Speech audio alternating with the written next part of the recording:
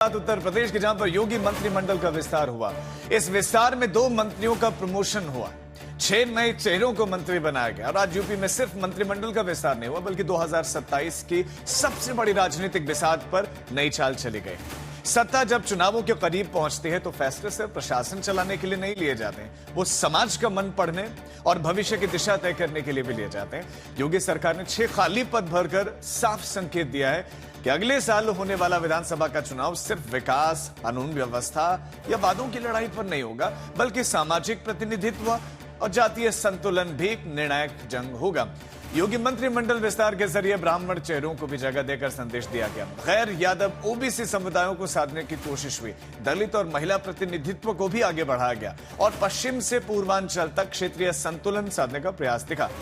दरअसल बीजेपी अच्छी तरह से समझती है कि यूपी सिर्फ देश का सबसे बड़ा राज्य नहीं है, बल्कि दिल्ली की सत्ता का सबसे मजबूत दरवाजा भी है। यूपी का जनादेश अक्सर देश की राजनीति की दिशा भी तय करता है। लेकिन बड़ा सवाल यह है कि क्या यह सोशल इंजीनियरिंग 2024 लोकसभा के झटके के बाद बीजेपी के लिए नया सुरक्षा कवच बनेगी? क्या अखिलेश यादव का पीडीएफ फॉर्मूला बीजेपी के जातीय समीकरण को चुनौती दे पाएगा? क्या यूपी का 2027 का विधानसभा चुनाव विकास बनाम जाति से आगे बढ़कर प्रतिनिधित्व बनाम राजनीतिक भरोसे की लड़ाई बन जाएगा? मैं भूपेंद्र सिंह ईश्वर की शपथ लेता हूं। मैं मनोज कुमार पांडे। मैं अजीत सिंह पाल ईश्वर की शपथ लेता हूं। सच्ची श्रद्धा और निष्ठा रखूंगा। मैं भारत की सुरक्षा और अखंडता ये सिर्फ कैबिनेट विस्तार नहीं, यूपी में 2027 की चुनावी पटकथा का पहला बड़ा अध्याय है। योगी कैबिनेट विस्तार में सबसे बड़ा फोकस रहा जाति और क्षेत्रीय संतुलन। सभी प्रकार के लोगों के प्रति संविधान और विधि के अनुसार न्याय करूंगा। लखनऊ में 6 नए मंत्रियों के साथ 2 मंत्रियों का प्रमोशन हुआ। इस तरह योगी सरकार में 8 मंत्रियों ने शपथ ली। यूपी बीजेपी के पूर्व अध्यक्ष भूपेंद्र चौधरी को कैबिनेट विस्तार में जगह दी गई है। पश्चिमी यूपी का अहम जाट चेहरा है भूपेंद्र चौधरी। रायबरेली के ऊंचाहार से विधायक मनोज पांडे योगी सरकार में मंत्री बन गए हैं। यूपी में मनोज पांडे बड़े ब्राह्मण चेहरों में से एक है।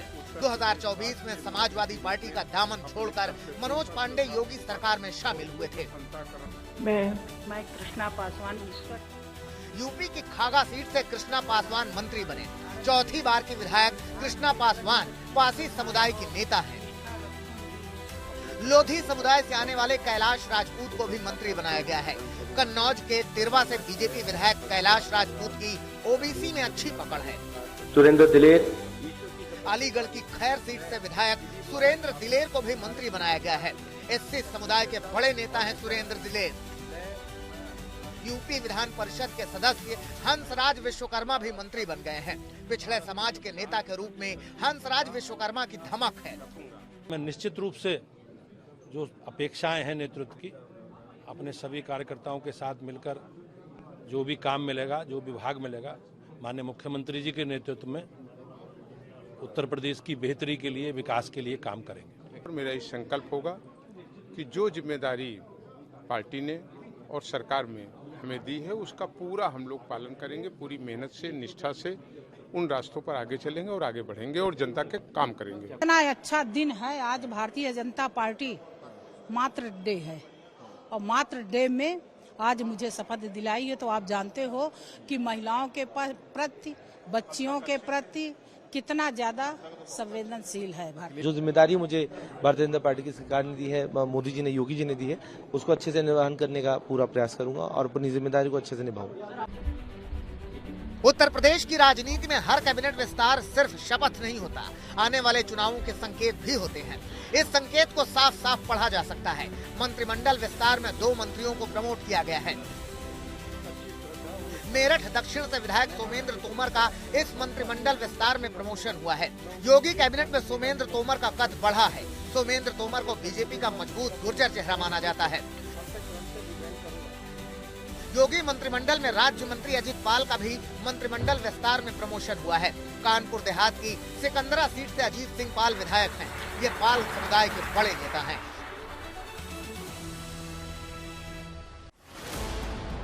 योगी सरकार ने सोशल इंजीनियरिंग के जरिए यूपी की सियासत बदल दी है। ब्राह्मण प्लस ओबीसी प्लस दलित, यानी 1 ब्राह्मण 2 दलित 5 ओबीसी, यानी एक तीर से कई निशाने।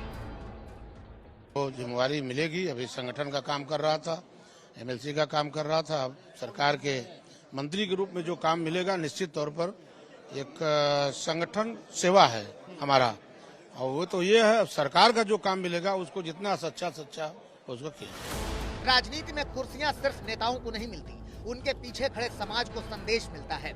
इसी को ध्यान में रखकर योगी मंत्रिमंडल के विस्तार से बीजेपी ने भविष्य की सत्ता की रणनीति बनाई है। फोकस 2027 विधानसभा चुनाव, टारगेट ओबीसी प्लस दलित प्लस ब्राह्मण, इनमें सवर्ण भी शामिल है। पश्चिमी यूपी को प्रतिनिधित्व मिला है। पूर्वांचल में विशेष फोकस किया गया है। महिला चेहरा को शामिल किया गया है। समाजवादी पार्टी के बागियों को साधा गया है। पीडीए फॉर्मूले की काट का प्लान बनाया गया है। गैर यादव ओबीसी पर नजर रखी गई है। गैर जाटव दलित वोट साधने की कोशिश हुई है। बूथ से लेकर बिरादरी तक पकड़ बनाने की कोशिश हुई है। यूपी में पश्चिम से पूर्वांचल तक योगी का बैलेंस गेम दिखता है। गुर्जर, पाल, पिछड़ा, दलित, ब्राह्मण, हर क्षेत्र, हर जाति, हर समीकरण का ध्यान रखा गया है। या यूं कहें कि समाजवादी पार्टी के पीडीए फॉर्मूले के जवाब में बीजेपी ने सत्ता का नया सामाजिक गणित सामने रख दिया है। राजनीति सिर्फ सत्ता चलाने की कला नहीं है, समाज के मन को पढ़ने का विज्ञान भी है। और उत्तर प्रदेश में जिसने जाति, क्षेत्र और भावनाओं का संतुलन साध लिया, दिल्ली का रास्ता अक्सर उसी के लिए आसान हो जाता है। 2027 अभी दूर है, लेकिन उसकी आहट लखनऊ के सत्ता गलियारों में आज साफ सुनाई दे रही है। आज तक ब्यूरो।